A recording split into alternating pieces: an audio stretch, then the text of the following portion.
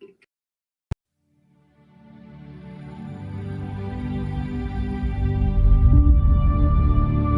God. Ladies and gentlemen, boys Beautiful. and girls, even as a Michigan fan, I am happy to announce that the Indiana Hoosiers have become the first team in college football to go 16-0. And for the first time in their history, they have won a national championship in almost 140 years of football. This moment right here. Is that impressive? This moment right here had me on my feet on a Monday night. It's like the Bobby Orr leap. That guy's ankle got destroyed. Yeah, Mamba is also a Purdue fan, so... I fucking hate Hey, Mendoza, you God. are now a Las Vegas Raider. Not yet. He hasn't... wrong button. He hasn't declared for the draft. He really has has. Wait, I thought that was his last year. This is his last year. He's got another year if he wants. Oh, It's gotta be. Oh, He's got another year if he wants. Oh, He hasn't. I don't think he's declared yet. I believe he has another. Hold on. Welcome to the Football Stooges, the stupidest way to cover football imaginable. And boy, is that fucking news crazy! Holy shit! yeah, I thought this was the last season. Yeah, same. Masson's eating. Yeah, Bro's hungry, dude, I'm man. starving. Okay. I am starving for like soldering for like 3 straight hours for The 2026 Indiana Hoosiers quarterback Fernando Mendoza is a 2025 Heisman Trophy winner with 1 year of college eligibility remaining. Oh my god, he could do the funniest thing ever. Raider, I'm gonna be a Hoosier. Fuck that. And then just I'm gonna go get some more. I'm gonna get some more stuff to put on my LinkedIn profile. I'll see you guys later. Yeah. But yeah, this is the weekly YouTube podcast where we cover football in the stupidest way that you can imagine. We got a lot to cover this week: the divisional recap and the conference week preview. We got a lot moving, a lot going on. Football's winding down, but as I said, college football just ended. And I could make me more proud of Indiana, someone who could not give less of a fuck, the one, the only Macedon. No, I'm happy Miami lost. That's what. Yes, yeah, it is ACC. Yeah. Also, shout out, And no also SEC rival. teams in the championship for 3 straight years. 3 straight years, the college football national champion has been a team that in a state that borders each other. Michigan, Indiana, Ohio. All right, Midwest. Fuck everybody else. Fuck yeah, isn't that right? Midwest, isn't that right? Yeah. Don't forget about D3. Midwest, isn't that right, Mamba? Hi, I'm back. I'm back, He's baby. back. I'm a little depressed. All right, the Bears lost and IU won. All right, the spicy maracas are back on the menu. Uh-oh. No, dude. Okay, You can't be come mad on. at This was a good Indiana winning. No, you cannot be mad.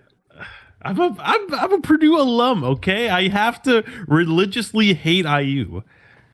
Oh no! Oh, he's pretty okay. Yeah. Yeah. I mean, still, even. That's improbable. I mean, that's fair. Next up, someone who religiously hates things from the Indiana or Illinois region. Scorlami. I mean, it's another Big Ten taking the championship. And so he I gotta also be hates happy. Portugal. Don't forget about Portugal. Forget about I Portugal. haven't talked about that in a while. But yeah. I'm not drinking a light beer today. I'm drinking an actual beer. Oh. And last but certainly not least, K Drizzle. She's easy to spot. She's wearing a green dress and she's absolutely gorgeous.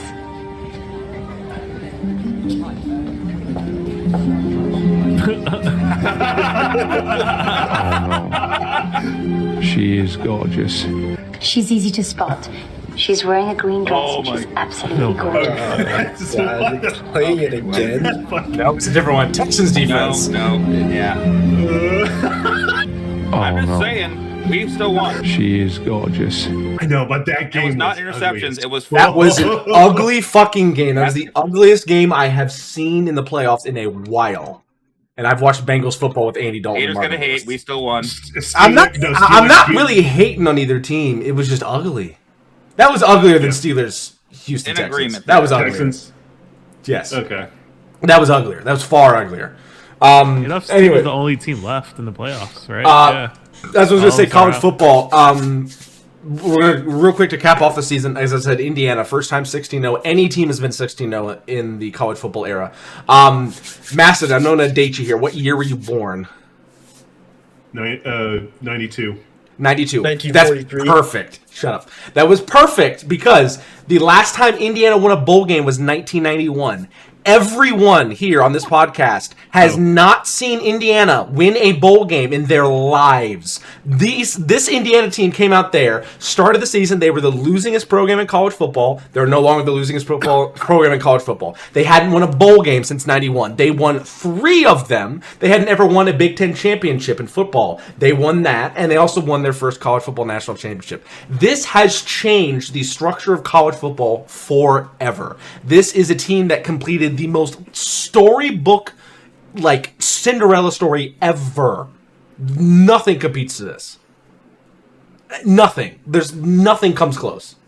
This team was the doormat of college football forever.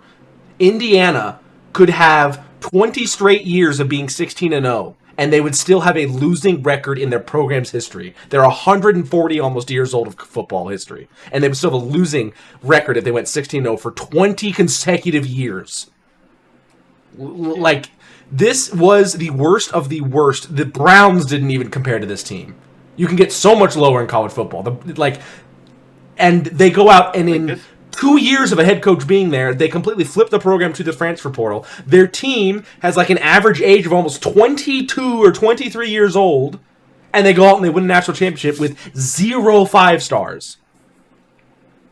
Yeah, and this still tells you like what the tier they think. Last time they had a first-round pick out of this school was when Maston was 2 years old, and this is actually dating you for the right time this time. Okay. When the Giants took wide receiver Thomas Lewis, the closest they've been when Gorlami's Packers took Jason Spriggs in the second round. Like, as Big Ten fans, as the Big Ten fans on this side of the table can tell you, this has been the easiest game on our schedules, maybe besides Mamba, for a long time, at least conference play. All right? I mean, the craziest thing is, Mom, is you probably hate this now because you're now the fucking doormat of the Big Ten. No one comes close. Yeah. It's like you and Northwestern. Purdue and football just doesn't go together. Purdue's a basketball school. But even then, like, you guys have surprised some teams. You guys are known as like the underdogs in night games. You guys knocked off Ohio State a couple years ago. Back when I was in college. Yeah. Not anymore. Yeah. Back when I was in college, we were surprising teams. So, again, like, I hope you watched some college football this season because this was the most special run ever by a team that I doubt we'll see again unless Mendoza decides to come back. I've seen like shorts of videos of showing the head coach like just always pissed. Yes, Kurt Signetti's great. Dude, Kurt Signetti's great. Okay, I gotta agree with Curb. Curb is he came from JMU. I also found out something interesting actually about Fernando Mendoza. His dad grew up in the Miami area. He was on the same O-line in high school as Mario Cristobal, the head coach for Miami. The Miami head coach. Mendoza also grew up like 10 minutes away from the stadium and wanted to be a Hurricane his whole life. And they didn't recruit him or give him even preferred walk-on as a 2-star. He comes out there, he puts belt to ass. Another thing, the corner who got the interception, I can't remember his last name, his uncle was a corner in 2002 on the Hurricanes. And if you guys remember, which none of us were even old enough to remember besides Masson at that time, when the Miami Hurricanes played Ohio State Buckeyes in 2002, the game was won because of a pass interference in the end zone that was committed by a corner from Miami. That same corner, his then nephew, became the corner that picked off Carson Beck to win the national championship for Indiana. 2 local Miami guys were the most influential players against Miami. You gotta love that. A bunch of 3-star and 2-star and a couple 4-star sprinkled in there players from Indiana, one of the most Midwestern states in the Midwest, right? Go out there and go down into Miami in one of the hotbeds of college football talent and their like new era swag and just blow the fucking doors off of them. You gotta love that. You tell me DePepe got a fucking bowl or won the champ? He might have, yeah. Shout out my college football guru. Didn't win. I'm just happy Miami did not win. Wait, what if this means just because he came in second, Mendoza does declare and He goes first. I- What if Carson Beck? Okay, hold on. You lagged out a Panic in bit. the wrong direction. Grab it. Dropped him.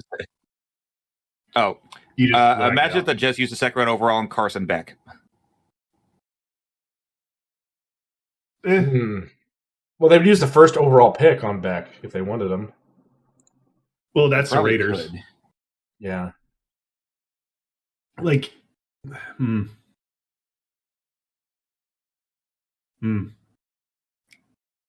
I think this will be a weaker QB draft class than last year.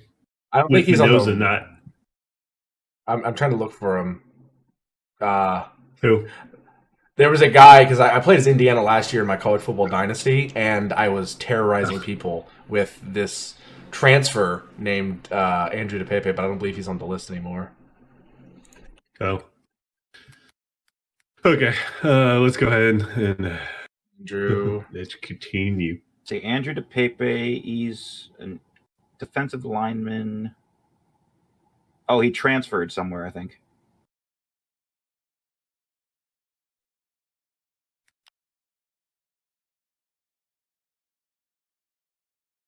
He's a defensive lineman.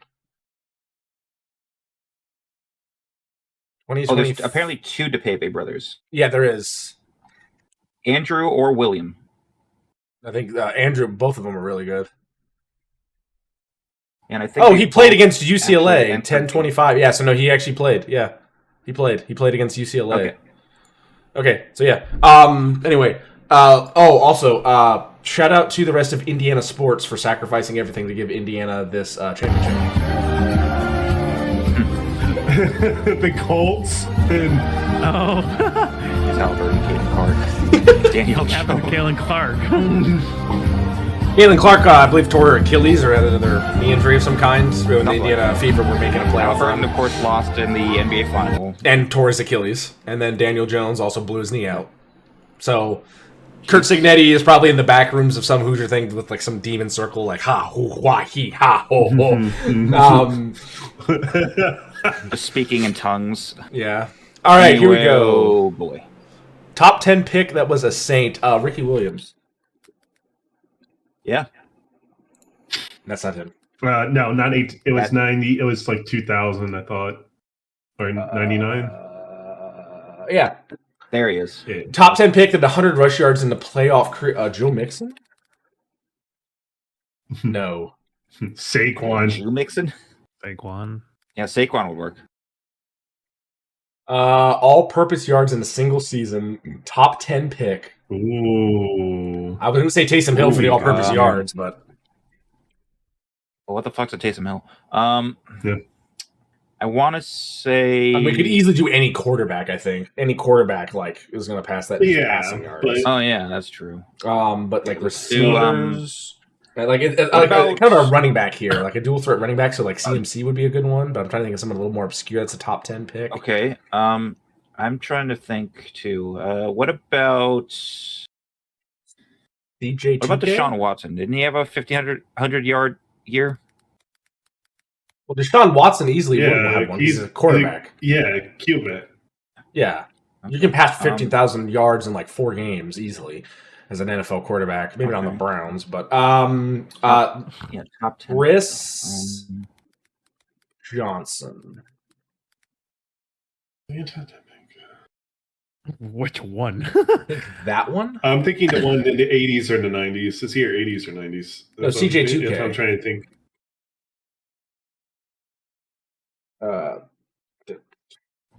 In a single season, what Chris about- Johnson 7 rushing yards. What about Sam Bradford? Did he have a 1,500 yard year? These are quarter. He's a We're trying to QB. think QB. We're all-purpose yards is like pass, like rushing yards, receiving yards, combined together. So let's just do All right. Christian McCaffrey. Yeah, we're trying not to do QBs apparently. So Christian McCaffrey might as well. Yeah. Okay, well there we go.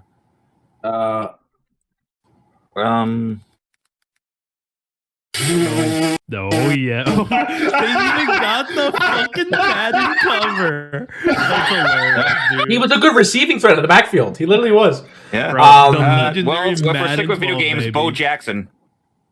Ah. Nope. Nope. They used the tech logo. What? What? Bo What? Jackson? You forget now. You forget Jim Harbaugh has more rushing yards than Bo Jackson in his career. You forget that.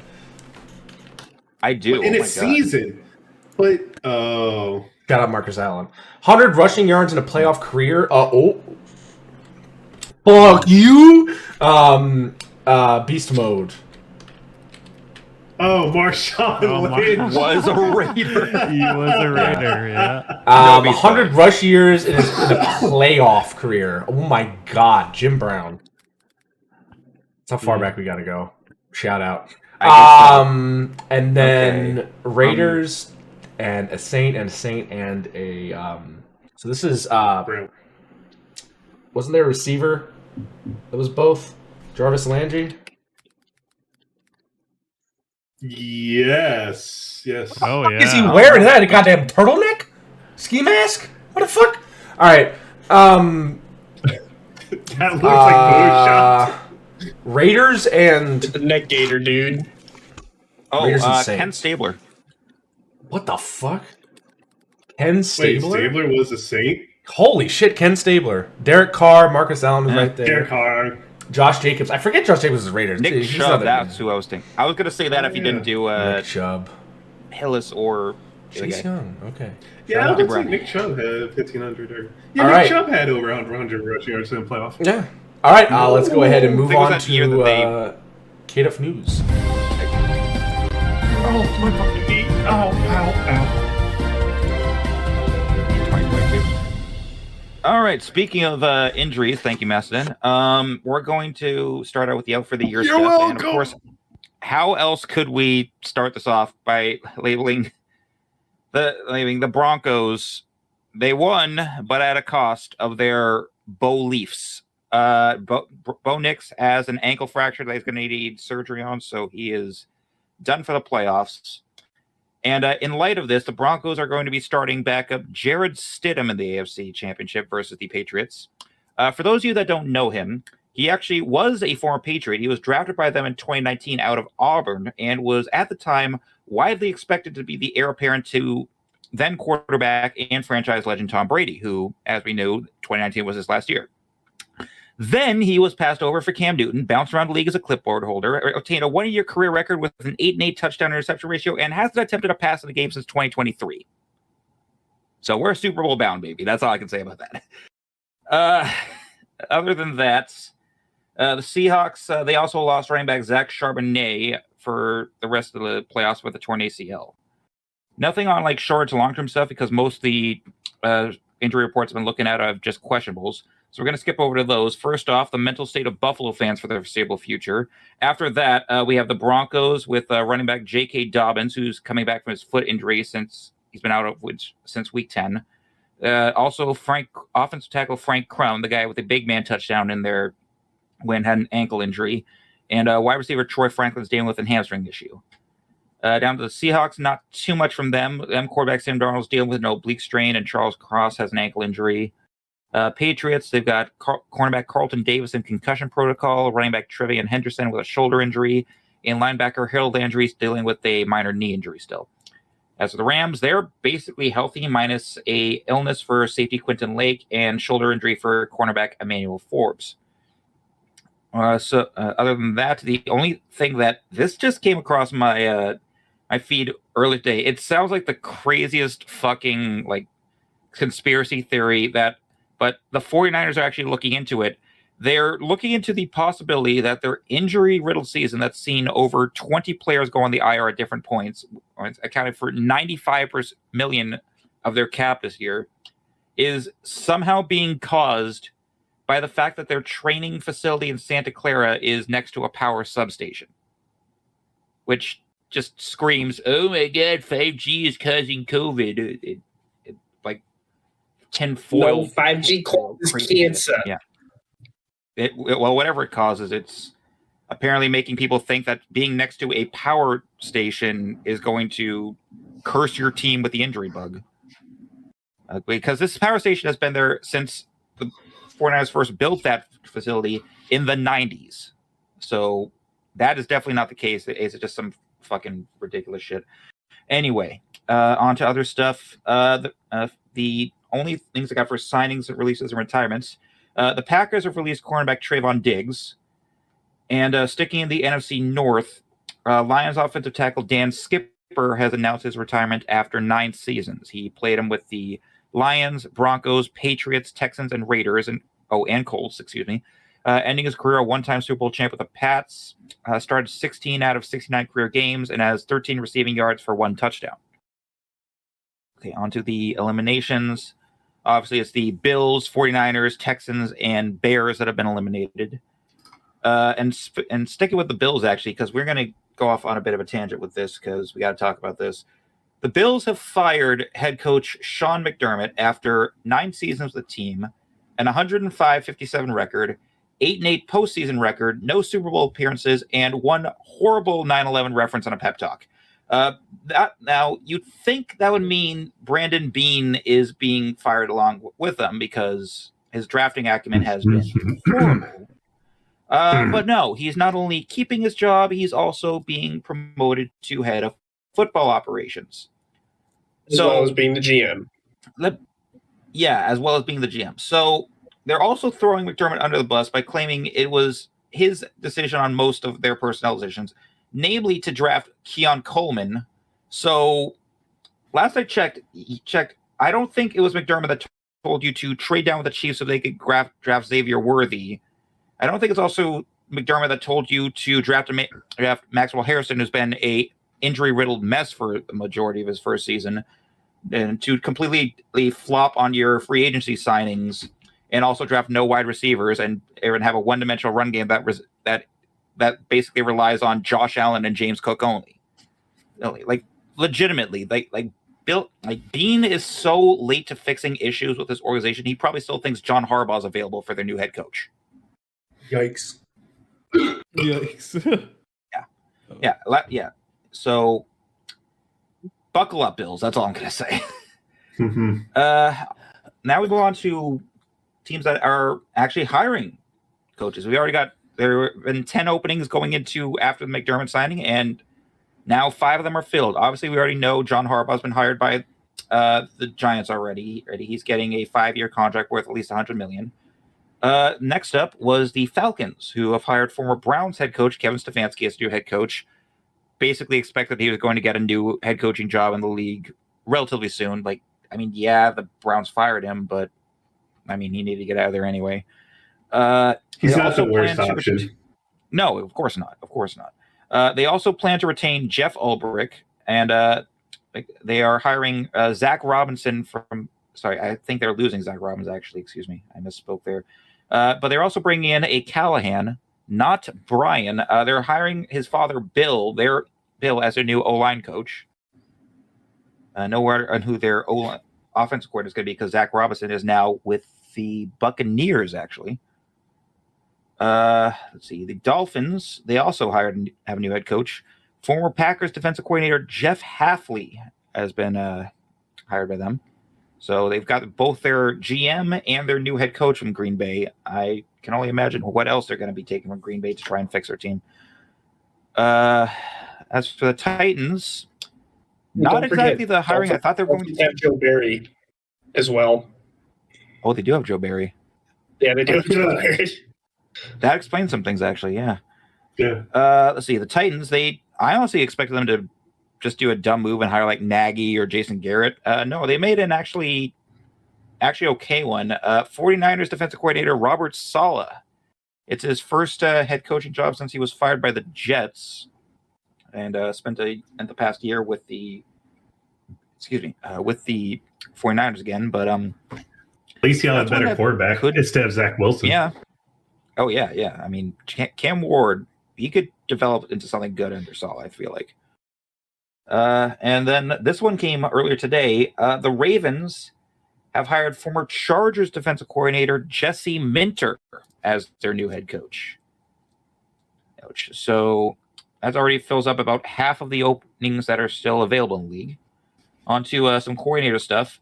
Packers are finalizing a deal that would bring former Cowboys defensive coordinator Matt Eberflus to the team to outplace Hafley. So, sorry, Micah, you can't escape the Flus, apparently. Yeah, and if you think Neither that could my that's great, sanity. yeah, well, your sanity's going to be kept just like Matt LaFleur, who is being extended by the team on a multi-year deal. Oh, but real Yay. quick, Caleb's gonna torch that defense. Just watch. Oh yeah. Let's see. The Lions, they are hiring former Don't Cardinals like this offensive coordinator timeline Drew- anymore. Neither do the Lions, because they're hiring former Cardinals offensive coordinator Drew Petzing as their new OC. That's gonna work. Yeah, out. that one's. Yeah. The Chiefs, they've got a new OC because Matt Nagy is apparently out to pursue other opportunities. So they're bringing back an old friend, former Chicago running back coach Eric Bieniemy as their new OC. He was last with the team in 2022. So he's back with Chiefs Kingdom. The Cowboys, to replace Eberflus, they've hired former Eagles passing game coordinator Christian Parker. And Chargers are targeting former Dolphins head coach Mike McDaniel as their new offensive coordinator. And there's also a name that's being removed from the head coaching opportunities list because Vikings defensive coordinator Brian Flores is actually staying in Minnesota at his position after signing a new contract that's going to keep him there at least a couple more years. Let's see, other stuff that's going around the league. Texans linebacker Azeez Al-Shaair is fined $11.5 thousand for uniform violations during their wildcard game for wearing eye black that had the message "Stop the Genocide" written on it.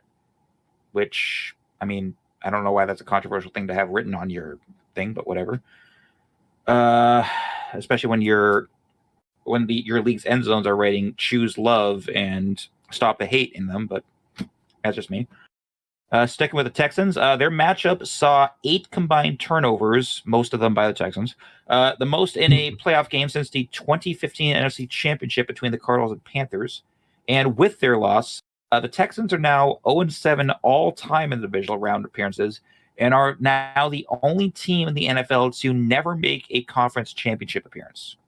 They have never advanced by the divisional round before.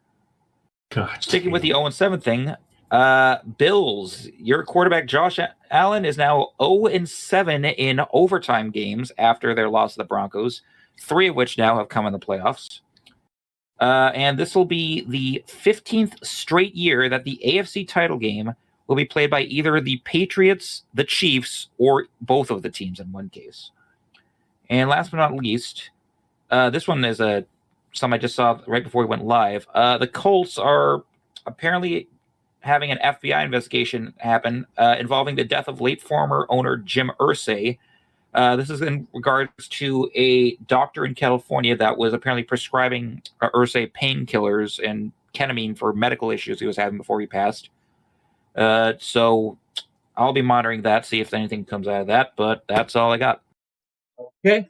Thank you very much, Mr. Kaduff. Now we got 4 games to cover. There are only 3 games left in the NFL season, so let that sink in. So what overtime rule the Bills want change again? Because this 7th straight time they lost in overtime in the playoffs. What are they going to try and make change? Considering how it ended, no back-to-back penalties on defense after a pass interference call, I guess. Yeah. Anyway, this. However, Broncos fans are happy with the game. However, have a fucking good time. Let's go to fucking Monaco now, huh? Let's fucking move. Let's go. What the fuck is going on here? Pretty much. Broncos were able to sneak out a win against the Bills, 33-30, the final score from overtime. It was a game-winning kick for the Broncos to get them the victory. Josh Allen, 25 for 39 for 283, 3 touchdowns, 2 picks, 3 sacks. Rushing James Cook, 24 for 117. And Dalton Kincaid, 6 for 83 and a touchdown. For Knicks, 26 for 46 for 279, 3 touchdowns, 1 pick. It was also the lead rusher, 12 for 29. Marvin Mims, 8 receptions, 93 yards, and a touchdown was the lead receiver. So a couple of things. We'll cover the Bills side of things. It was a tough matchup, obviously being away. But you had every opportunity to win your division, and you just did not. I mean, your offense played very well, but just in a few situations came up short when it shouldn't have. And then 3 or 4 fumbles. Yeah. Josh Allen having 3 fumbles is not great. You can't. One of them was just fucking egregious. How are you? Yeah. You know the one I'm talking about. I Will think it Levis happens, like- situation. Yeah. Yes. So a lot of this rests on Josh Allen, I feel like, and somewhat to the defense, because this Broncos offense is their weak spot. You shut them down running the ball. They were just passing the ball the whole time. So, like, you know, should have been crazy. And honestly, people are going to say, oh, the refs were against them. That was a broken up catch. He did not have possession of the ground. It was dual possession, and then gave up possession of the football late in the game to the ground. I'll just kind of show the clip we're talking about It here. was fourth quarter. Wait, it was overtime. It was overtime. Here Sorry. in overtime, That might- throw, yeah, catch. Yeah. So Also, they can we go back to that show Marvin the Mims film. touchdown that people are saying like, oh, like he had a foot out? Well, he also had a camera up his ass, so I think they're going to give it to him after that. So. Yeah. Yeah, so it was an interception, and the Broncos were able to should drive have down the been. field and get the field goal to win the game. But yeah, the key mistakes you're making is, I mean, you caused the interception on Bo Nix's part and also made him fumble, but then Josh Allen turned around and fumbled 3 times and threw 2 picks. So like, maybe one of them wasn't that big of a problem because it was near the it wasn't fully his fault because that was near the end of the game. But at the same time, like, you need to be a little bit more critical of Josh Allen in the situation. Did not do as much as he needed to do.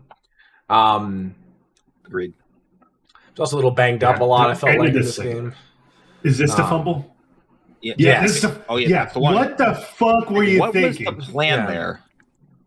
Like, Yeah. legitimately. 3 seconds left in the second, by the way. Ball got turned over, and then you give, I think the Broncos kick a field goal from this position.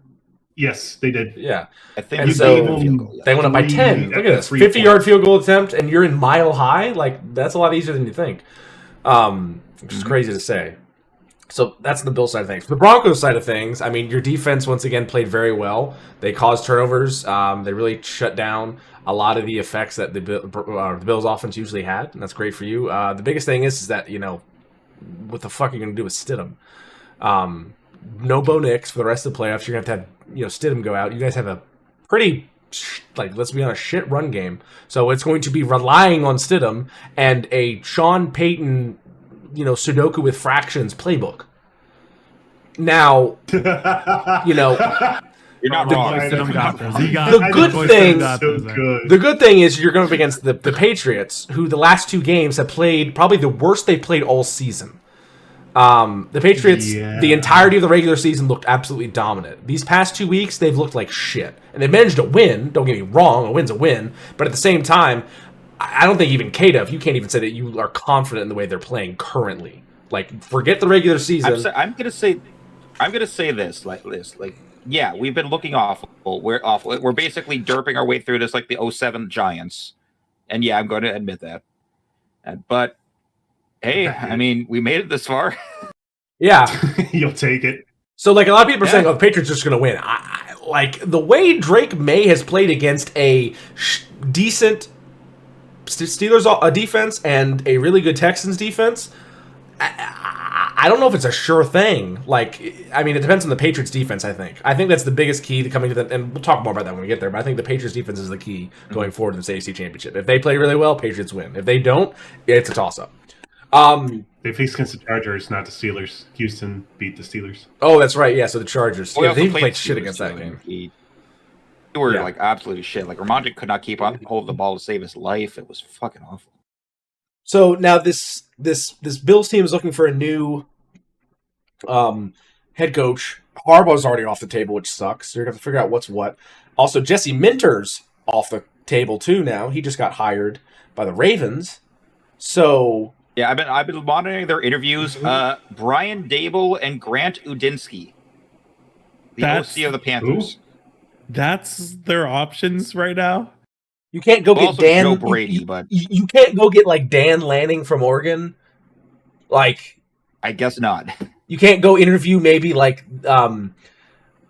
Cincinnati. No. This is Brandon Bean and Terry Bagula's operation. We just live in it. All right. I mean, yeah, but fuck me. Like, you have a chance to go out and win a Super Bowl. God, that pick was bad too. It was bad too, yeah. Good play by the safety. It wasn't horrible. It was a bad pick, but it wasn't absolutely the worst thing in the world. But Right. uh, Yeah. Yeah, depending on who they hire as a head coach, dude, it's gonna look like that. You want Zach Taylor? Sean McDermott firing is gonna look terrible. You want Zach Taylor? Please take him. I liked how there was Zach Taylor, $5. I think it was there was like a cup of coffee. There's a sports fan page that was posting like the best coach from every division, and it was like they put everyone's AFC North was just not fucking Zach Taylor because every other coach has been fired. It's just like Jesus Christ, it's true though. It's so true. But yeah, it's the same thing for NFC South. They probably do the same for Todd Bowles. But yeah, Bills. Tough moving forward. Get rid of Joey Bosa. Jesus Christ, get rid of Joey Bosa. Did absolutely nothing all year. So yeah, try to actually get like a pass rusher in the draft when that's good, and don't try to pick up some retirement home aging dude that once he gets into Buffalo just falls apart. Von Miller and Joey Bosa have built on the same thing. Go get a young guy. This draft is chock full of like edge rushers and D linemen that could do like 10 times what Bosa did for you this year. Yeah, absolutely. And then honestly, I would consider throwing in some. I would consider like maybe getting rid of that first round pick for AJ Brown. Get another receiver in this area because AJ Brown ain't gonna be a fucking Eagle the way he played. Come on, Howie. Fleece somebody, just like you did Titans, the Saints, the Colts. A first round pick for try and fucking target AJ Brown would be first and a 7th for AJ Brown. I think. I know, but I'm just saying, like Howie he could probably get more if he wanted to.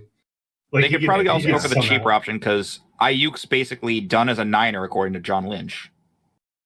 I mean, shit, you only got a big enough window. Go get them both. Go get them both.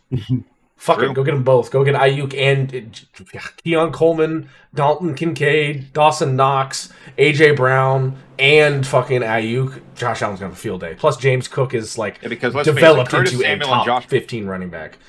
Let's face it, Curtis Samuel and Josh Palmer have been absolute flops of signing. Less than 800 yards and 5 touchdowns combined. That's new stadium, not, new coach. I get it now. You need a completely new image for most of this team because Josh Allen with this current setup ain't it. I mean, again, if I were them, I would try and go out and get a very motivating young guy because this team is down in the dumps. Obviously, there were offensive linemen crying after this game was over because of how much Josh Allen did for them and how bad they felt for him.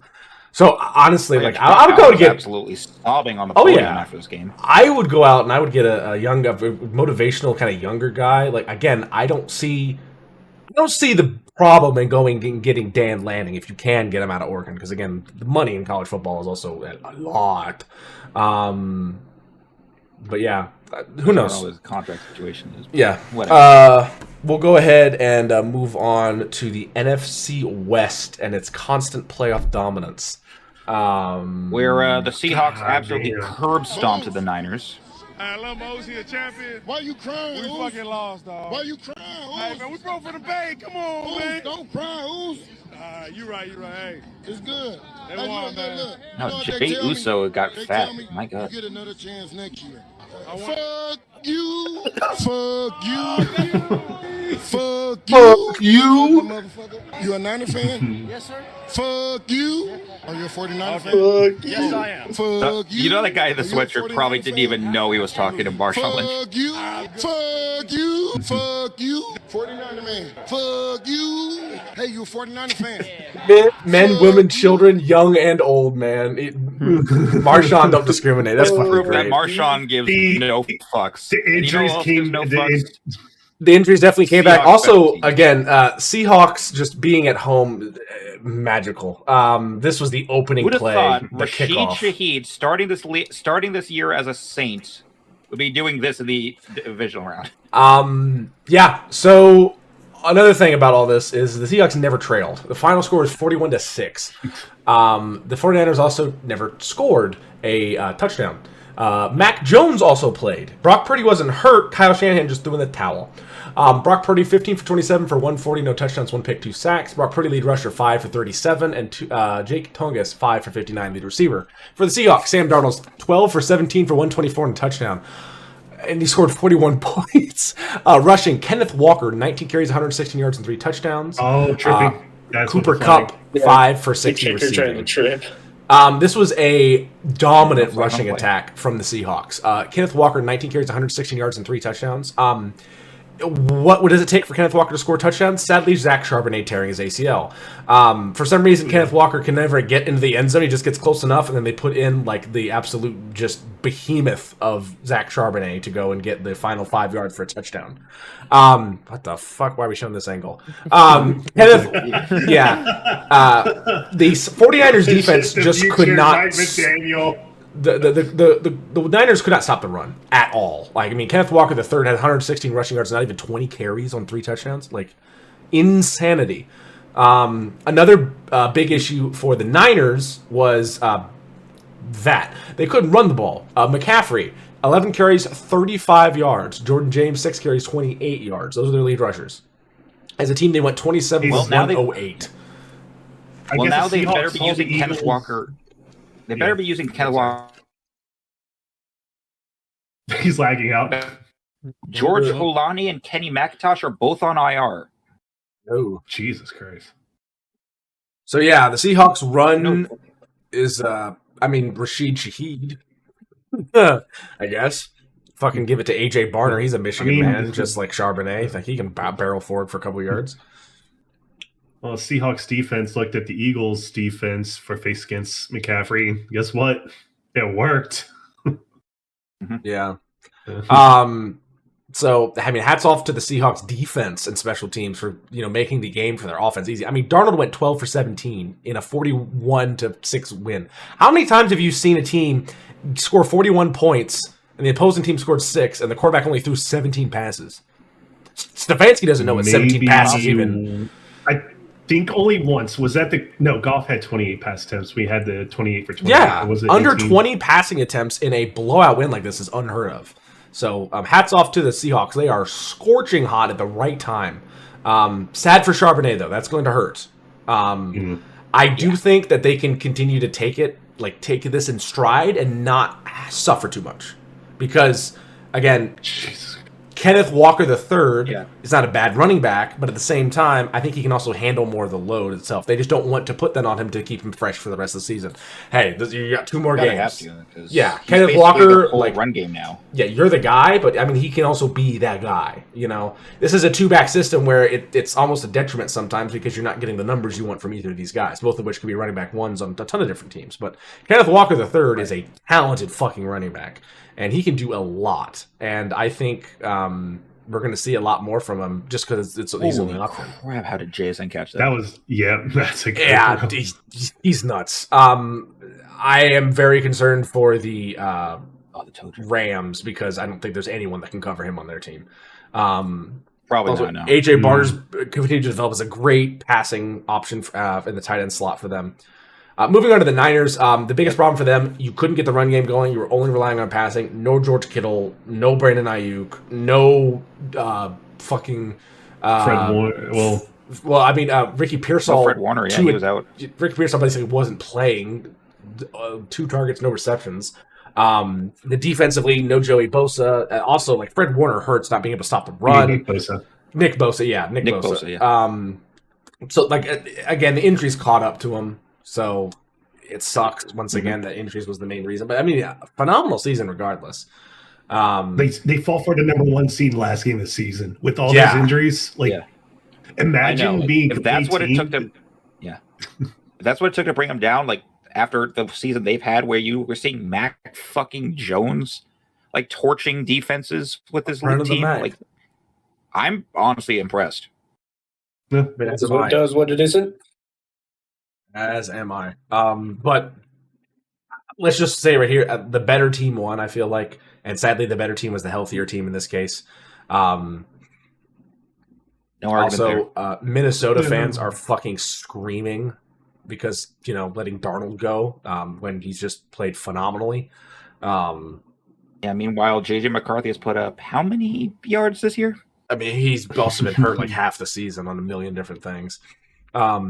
That's kind of what I'm getting at. He also had no time to recover after. So when he got drafted, he basically got hurt in the Rose Bowl, played through it, played the national championship, then got drafted and just had no time to recover. So, but anyway, not much else to say about this game.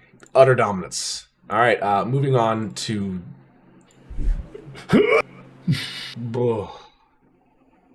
Yeah.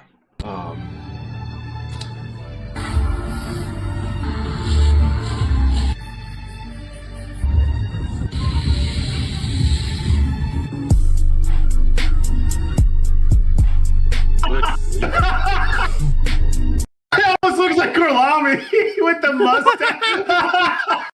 Oh my god, I'm bro. sorry, dude. It kinda It's the does, mustache. yeah. The Turn back to the old mustache. jokes. It's like if That was Gorlami's deserved dad, after it's like the if old jokes. Gorlami's dad was Mr. Creosote. Fucking hell. I'm sorry. No, it's the mustache. If there was no mustache, there, I would That was like if it. Gorlami and Clayface had a love child or something. No, it's like if Gorlami's dad I'm was Mr. sorry. Creosote. It's like if Gorlami's dad was Mr. Creosote from the Meaning of Life by Monty Python. Essen, I think you have cataracts in your eyes because you can't see. Oh, No, you come saw, on. right? That mustache. Oh my god, I didn't know a mustache was such a defining factor. The It old kinda man still is. has I 20/20 vision. mean, 16-28 was the final score.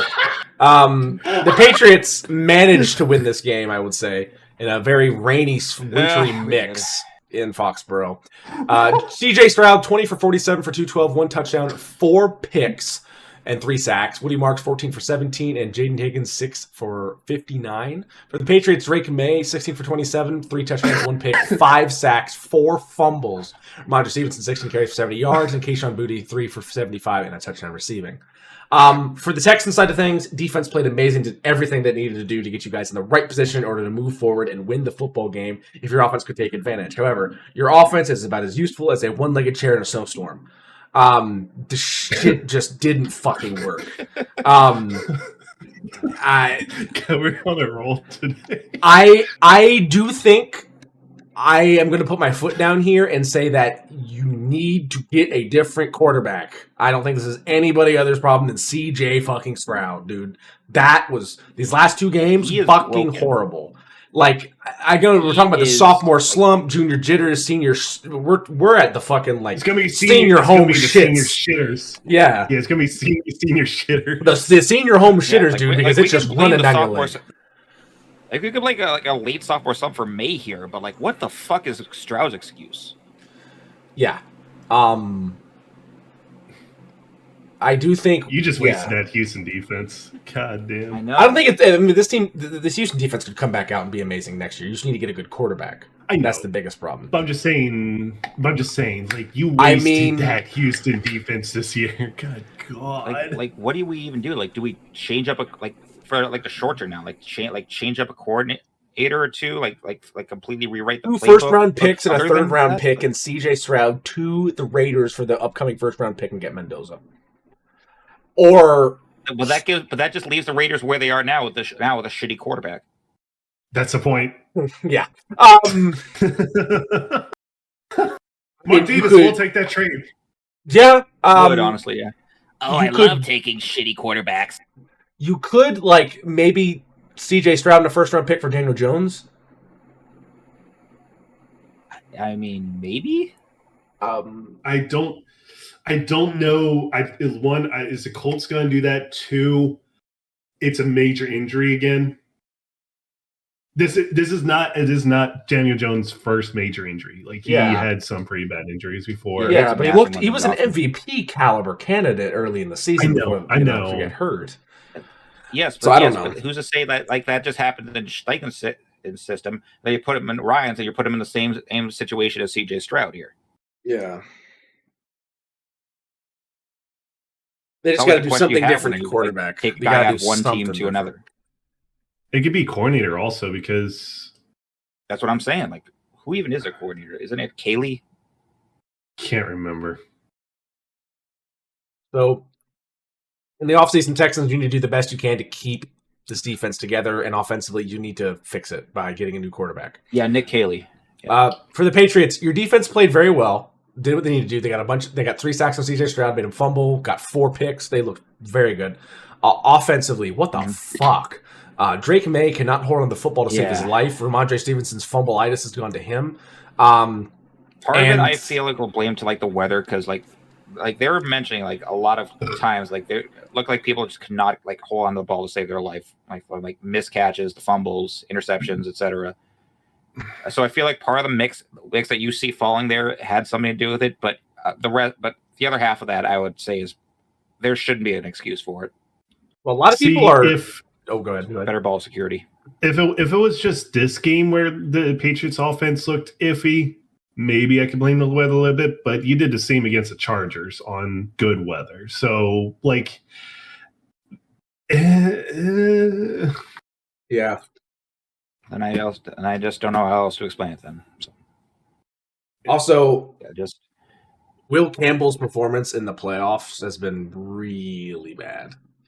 It's been brutal. Maybe we could have let him rest a while more because from the sounds of it, the injury he's been dealing with isn't 100%. So maybe we rushed him back a little too soon. Part of it's also because we're going up against defensive lines that include like Khalil Mack, Tier Tart, Will Anderson Jr., etc. So he's going up against like some of the top tier guys in the league as well, which could have another factor into that. I'm just like, Jesus Christ. Oh, no, that one was just it. Well, he got hit as he threw, so I can't blame that. So you can't like blame all that on Stroud, but hell yeah, do I love that pick. But still, like he aimed it up. Yeah, I mean, again, the offense he for the Patriots much earlier. The offense for the Patriots cannot have the performance they had these past 2 weeks if they want to win their game coming up, regardless of who is playing quarterback. That does not matter in this situation. Like we are, like I've already gotten what I want out of this team, that we're watchable again. So like, it's not the end of the world if we don't make it to the Super Bowl. I'm saying it's the end of the world if we lose to Jared fucking Stidham, though. Yes. That would be fucking funny as hell. Yeah. Jason Stidham will be the Eli Manning of It's going to make the Super Bowl unwatchable because it's going to be like fucking Jared Stidham. Don't you put that evil on. It's going to be Jared Stidham versus either the Jared Verse-led like Rams defense or the unstoppable Seahawks. Yeah, I mean, and Jared Stidham. It's going to be like a random backup AFC quarterback gets killed in a fucking like car collision live on Live Leak. Like that shit's going to be brutal. Yeah, whichever AFC team makes it in, they're in for an uphill battle because we all know the Seahawks are going to the fucking Super Bowl. There's no way the Rams are beating them. It's fucking uphill both ways through molasses. That shit's fucking ridiculous. The NFC is left teams in the NFC are so damned scary. If you do, damned if you don't. Yeah. Not much else to say about this one. Tough one to watch on both ends of the ball, but you know, at least the Patriots were able to somehow get a win with enough offense, just barely, to get it there. Next up. Oh no. Yeah. An actual Lady Luck blowing them down. When she kisses me, I'm in heaven. Snake eyes. Snake eyes? Snake eyes? Oh no! No! I'm ruined! In all seriousness, though, they already had their Super Bowl beating the Packers last week. Yeah, pretty much. They had the opportunity in this one. This was another overtime game. This came down to the wire. 20-17, the final score. The Rams got the win in Soldier Field. Matthew Stafford, 20 for 42 for 258, no touchdowns, no picks, 4 sacks. Kieran Williams, 21 for 87 and 2 touchdowns. Cody Parkinson, 3 for 56, receiving. 4 passing for the Bears. Caleb Williams, 23 for 42 for 257, 2 touchdowns, 3 picks. Rushing, DeAndre Swift, 19 carries, 76 yards, and Colson Love, 4 receptions for 56 yards. This came down to late game heroics here. So we're going to look late here because this is already overtime. Sorry. So fucking prayer from 50 yards. He ran back. Yeah, this is it right here. That's third and fourth. No. So now, again, 27 seconds left in the game. You're down 7. You have to go for it. Caleb Williams, trying to make space as always does, is getting pursued by 3 different guys. He's back at his own 40, lobs up a prayer. Money. Again, the Iceman cometh, and that was one hell of a throw. Cole Kmet caught it in the corner of the end zone there. Amazing reception. Matthew Stafford is even like, what the fuck? They go to overtime. Again, both teams get a possession here. Moving forward. Oh, we fucked it up. Yeah, you guys got the first possession here. Goes to third down, 3rd and 4. Caleb Williams rolls out right. Tries to go and get it. Does. Gets absolutely blown up. Next first down. Second doesn't do anything. 3rd and 6. Cole Kmet is just short. It's now 4th and inches. Run for it and get it. They're now in opposing territory. 2nd and 8. Big throw. Intercepted. And that just hurts now. Any score. Give up on that route? Let's see. I think the throw was just a little short. Or it was just short. It probably was just a short. I think it was long. No, it was short. No, DJ Moore was farther downfield. Hold on. What I mean is, it didn't go far enough. Like it was. That was long. That was not short. That was long. That was overthrown. No. What I mean short is that he underthrew it. Underthrew it. Yeah. Okay. It was Or he over. yeah. Sorry. Yep. He knows it happened, and then all the Rams need to do is go down, drive, and score any points because their other team has scored a possession. Again, college rules overtime would be so much better. It would just be scoring. It'd be so much better. No, just end the game. I don't want the fucking Bills to try to change the overtime rules again for stupid bullshit that they fucked up. Yeah. Yep, and then they get the game has to end. Nakua gets it inside the 20. They're going for a touchdown, which doesn't make any sense.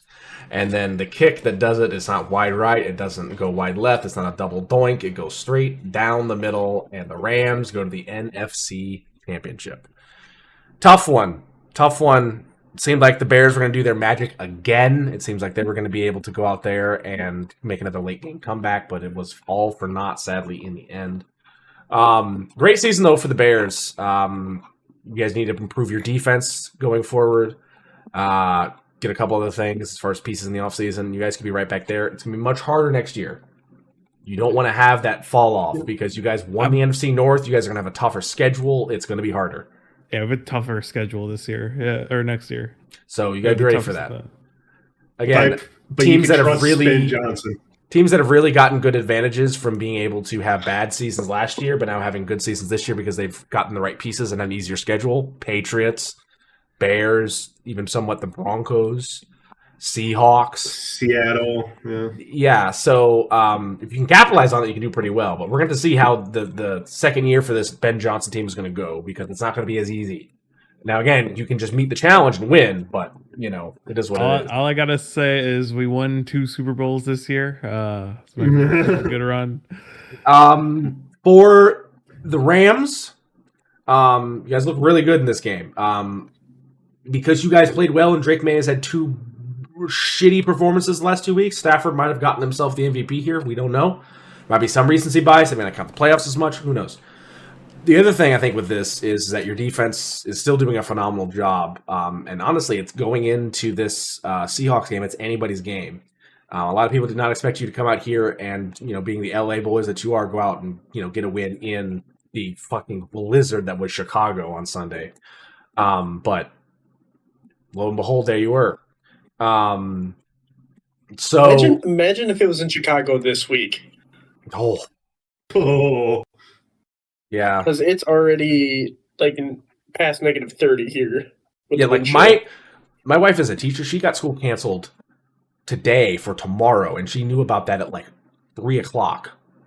That's how bad it's going to be in this weird weather ice storm. My work saying we're probably going to be closed Monday because of what we're going to be getting up to 20 inches even in Massachusetts. My work's probably not closing at all. I work at UPS. We fucking deliver if it's tornadoes. My work is closed, but I still have to work remote. Yeah. It's great. So, honestly, the Rams moving forward, this defense looks better and better each week. They forced 3 turnovers on Caleb Williams, who doesn't really throw the ball away turn the ball over that much. So, I think the Rams are definitely a Super Bowl contender. I think they can go into Seattle and win, and I would easily take them over any AFC team that's left. So Yeah, not much to say about this one, but a phenomenal game. 2 overtime games in the conference round. Been absolutely amazing. Absolutely amazing. All right. That's football, baby. Yeah. Only 2 games to predict this upcoming week. Here we go. Conference championships. Shut the fuck up. Let's look at the scores. Alrighty. So at the bottom, myself, 220 and 12. You 112. suck. 2 and 2. Next up is Gorlami 225 and 102 went 6 and 1 the divisional round. Then 233 is Macedon, went 1 and 3 in the divisional round. Kaduff, next up 235 and 103 went 4 and 1 in the divisional round, and Mamba 236 and 101 leading went 2 and 2 in the divisional round. All right, Patriots and Broncos first up. You're playing a backup quarterback, Kaduff.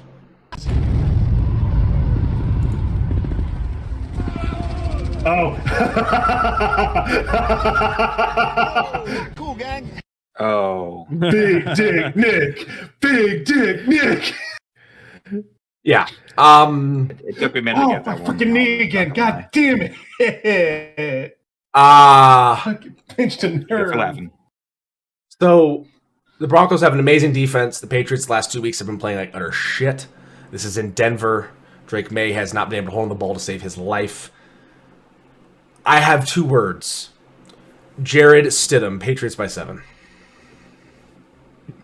Give me the Patriots by 14. New England by 10, but it'd be fucking funny if Denver. Jason Stidham goes on the Eli Manning run. Jason Statham. Jason Statham.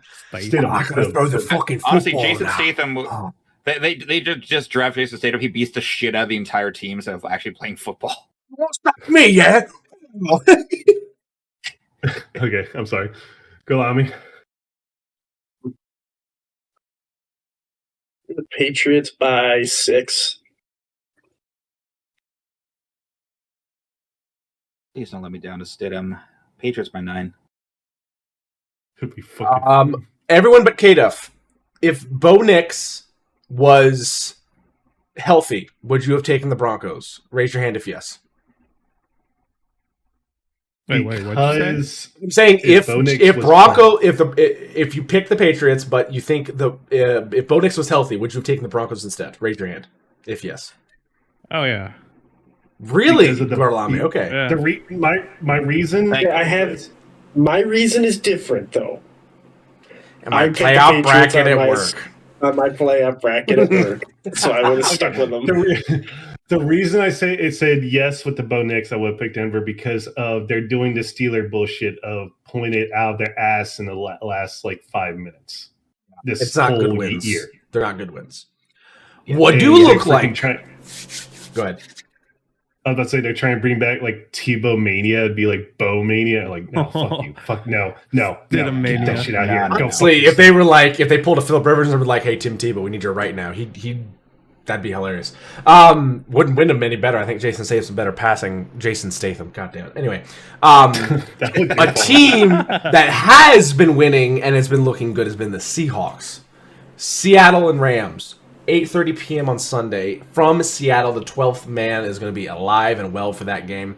And honestly, I feel like this is going to be a really cool opportunity for a lot of Seahawks fans to be able to go to a game for the Super Bowl. Obviously, the tickets are going to be expensive, but it's like a lot closer than a lot of other options for them. I really want the Seahawks to win this game, and I think they will win it. I like their balance of play. I think the Seahawks are just a step above offensively and sometimes even defensively from the Rams here and then. So I'll take the Seahawks by 3. Like the Seahawks by 7. I think the whole Seattle defense is better than the Rams. Like their secondary is really good. I think that's what the weakest is like for the Rams. No, the weakest for the Rams is their run game. That's right, the rushing defense. Yeah, their linebackers are not great. They get Run not stopping the sometimes. secondary, but like Seahawks, their defense was the second best or like the next scariest. So I'll say Seattle by 5. Seattle by 3.